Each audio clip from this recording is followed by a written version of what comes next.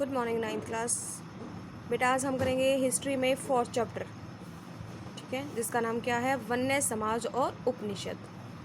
देखो लघुतरात्मक क्वेश्चन कर रहे हैं, वन विनाश किसे कहते हैं, मतलब वनों का विनाश होता जा रहा है, उसको हम डिफाइन करेंगे। वनों के लुप्त होने की प्रक्रिया को वन विनाश कहते हैं। मतलब क्या है, वनों को लकड़ियाँ क्या हैं, जंगलों से काट लेते हैं, वनों को काट कर हम बिल्डिंग बना रहे हैं, तो क्या है, हमारे वन लुप्त होते जा रहे हैं। वन विनाश कोई नई समस्या नहीं है। इस प्रक्रिया यह प्रक्रिया कई सदियों से चली आ रही है, ठीक है, लेकिन उपनिषेधिक शासक दौरान इनसे कहीं अधिक व्यवस्थित और व्यापक रूप ग्रहण कर लिया है। इस प्रक्रिया के व्यापक रूप को ग्रहण करने का मुख्य कारण है औद्योगिक विकास का तेज होना। मतलब हम अपने विकास, औद्योगिक क्या होते हैं, जो हमारे बिजनेस हैं उनका विकास करना, ठीक है, हमारे काम का विकास तेज़ी से हो रहा है, इसलिए क्या है, वन लुप्त होते जा रहे हैं। ठीक है, जैसे हम घर बनाते हैं तो हमें फर्नीचर की ज़रूरत होती है, तो उसके लिए क्या है, हम लकड़ियों को काटेंगे, ठीक है, या फिर हम रेलवे ट्रैक बना रहे हैं तो उसमें भी ज़रूरत पड़ती है। मतलब हर काम में क्या है, लकड़ियों का यूज़ होता है, तो हम क्या करते हैं, वनों को काटते हैं, इसलिए क्या है, वन लुप्त होते जा रहे हैं, वनों का विकास होता जा। नेक्स्ट देखो बेटा, क्वेश्चन क्या है, जनसंख्या वृद्धि का वनों के अस्तित्व पर क्या प्रभाव पड़ता है, कि जनसंख्या जब बढ़ती है तो वनों पर उसका क्या प्रभाव पड़ता है।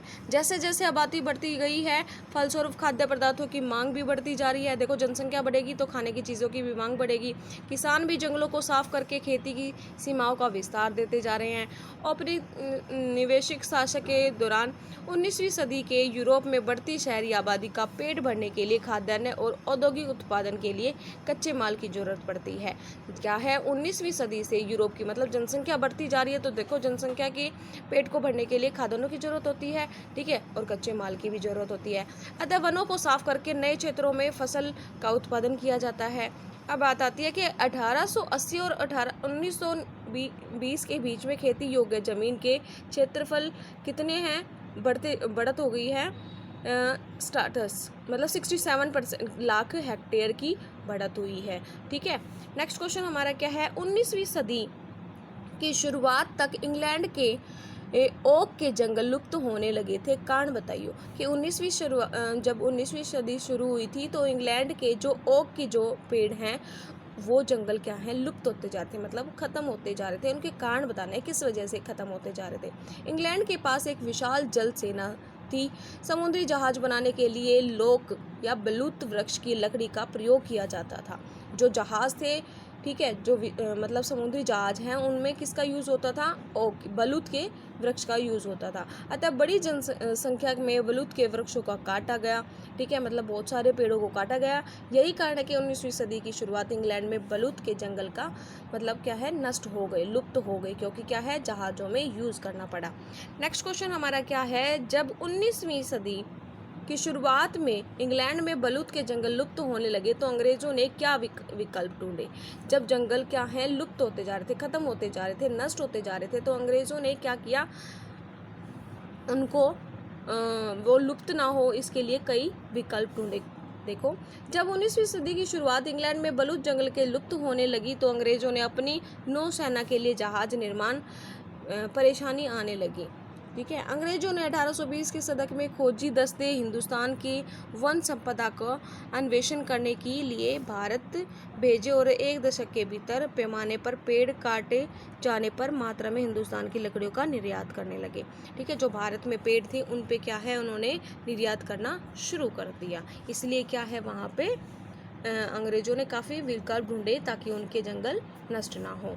नेक्स्ट क्वेश्चन हमारा क्या है, कि भारत में रेल लाइनों के विकास का वन संपदा पर क्या प्रभाव पड़ा। कि भारत में जब रेल लाइनें शुरू हुई, रेलों का विकास हुआ, तो उस पे पेड़ों पर क्या प्रभाव पड़ा। देखो, भारत में रेल लाइनों का जाल 1860 के दशक में तेजी से फैला जा रहा था। 1890 तक लगभग क्या है, 25,500 किलोमीटर लंबी लाइनें बिछाई जा चुकी थी। 1940 में इन लाइनों की लंबाई कितनी हो गई थी, बढ़ के, मतलब पहले कितनी थी, 25,500 थी, अब कितनी हो गई, ये हो गई, ठीक है, 7,65,000 हो गई है।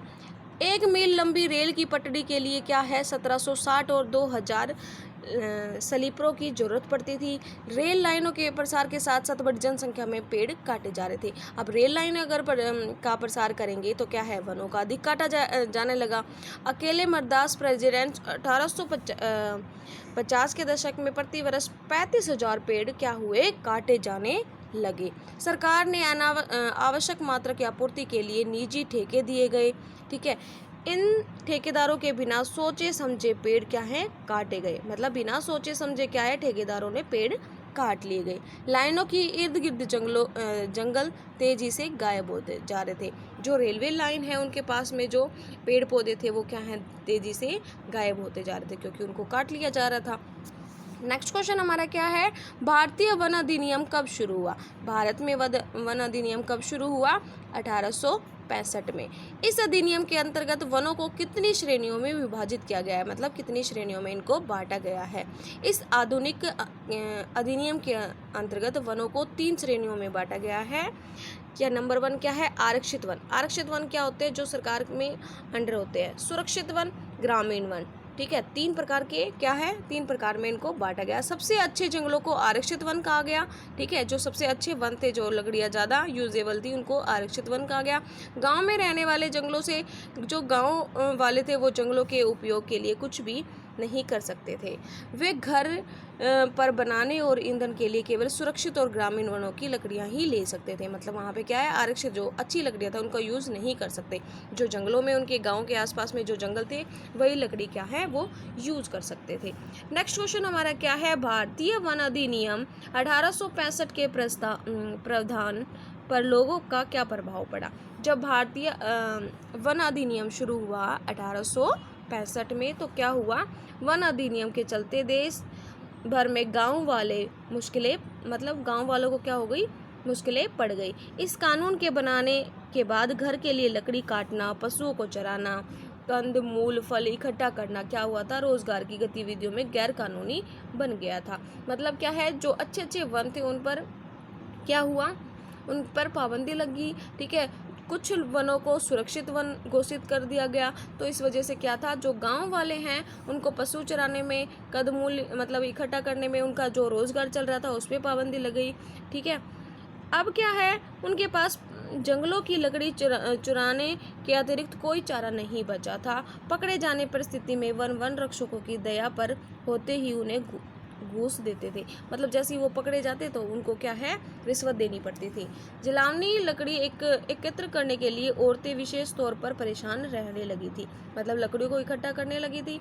ठीक है, पर वहाँ पे क्या था, रोक लगा दी गई थी, इसलिए क्या है, वो परेशान लगी थी। मुफ्त खाने पीने की मांग करके लोगों को तंग करना पुलिस जंगलों की चौकीदारी के लिए आम बात बन गई थी। मतलब मुफ्त में खाना लेना वहाँ से, तो ठीक है, तो ये क्या है, जो जंगलों के चौकीदार थे उनके लिए आम बात बन गई थी, तो गांव वालों को परेशान किया जाता था। नेक्स्ट हमारा क्वेश्चन क्या है, यूरोपीय वन रक्षकों की नज़र झूम कृषि किस प्रकार हानिकारक थी। यूरोपीय जो वन थे, जो रक्षक थे, उनके लिए झूम कृषि किस प्रकार हानिकारक थी। यूरोप वन रक्षकों की नज़र में यह तरीका जंगलों के लिए नुकसानदेह था।